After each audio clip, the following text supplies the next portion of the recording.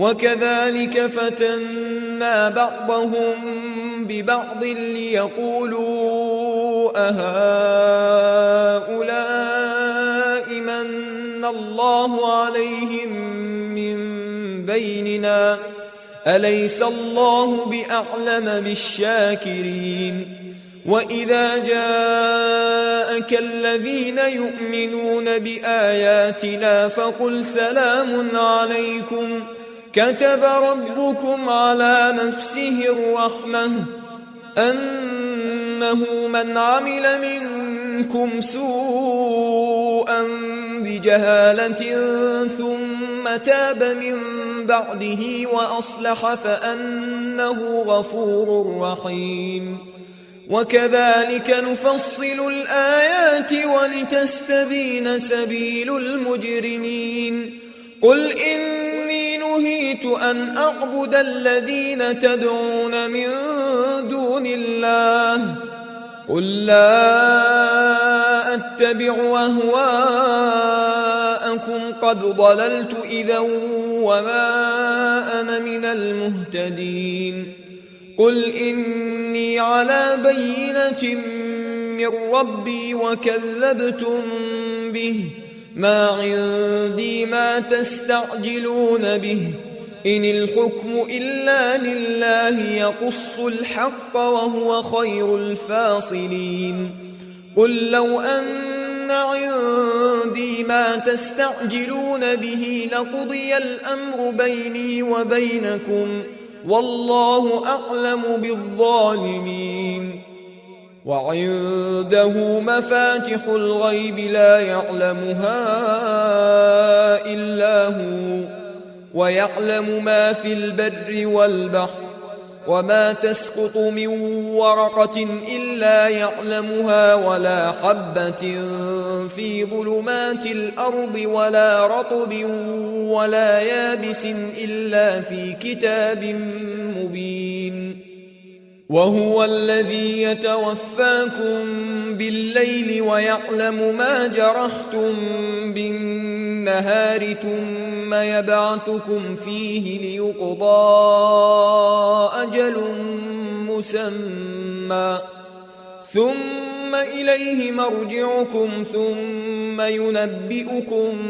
بما كنتم تعملون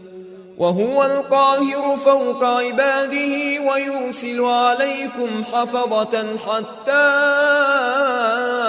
إذا جاء أحدكم الموت توفته رسلنا وهم لا يفرطون ثم ردوا إلى الله مولاهم الحق ألا له الحكم وهو أسرع الحاسبين قل من ينجيكم من ظلمات البر والبحر تدعونه تضرعا وخفية لئن أنجانا من هذه لنكونن من الشاكرين قل الله ينجيكم منها ومن كل كرب ثم أنتم تشركون قل هو القادر على أن يبعث عليكم عذابا من فوقكم أو من تحت أرجلكم أو يلبسكم شيعا ويذيق بعضكم بأس بعض انظر كيف نصرف الآيات لعلهم يفقهون وكذب به قومك وهو الحق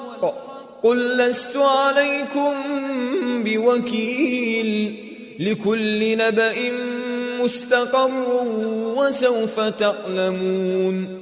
وإذا رأيت الذين يخوضون في آياتنا فأعرض عنهم حتى يخوضوا في حديث غيره وإما ينسينك الشيطان فلا تقعد بعد الذكرى مع القوم الظالمين وما على الذين يتقون من حسابهم من شيء ولكن ذكرى لعلهم يتقون وذر الذين اتخذوا دينهم لعبا ولهوا وغرتهم الحياة الدنيا وذكر به أن تبسل نفس بما كسبت ليس لها من دون الله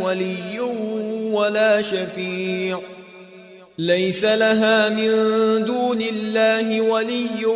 ولا شفيع وإن تعدل كل عدل لا يؤخذ منها أولئك الذين أبسلوا بما كسبوا لهم شراب من حميم وعذاب أليم بما كانوا يكفرون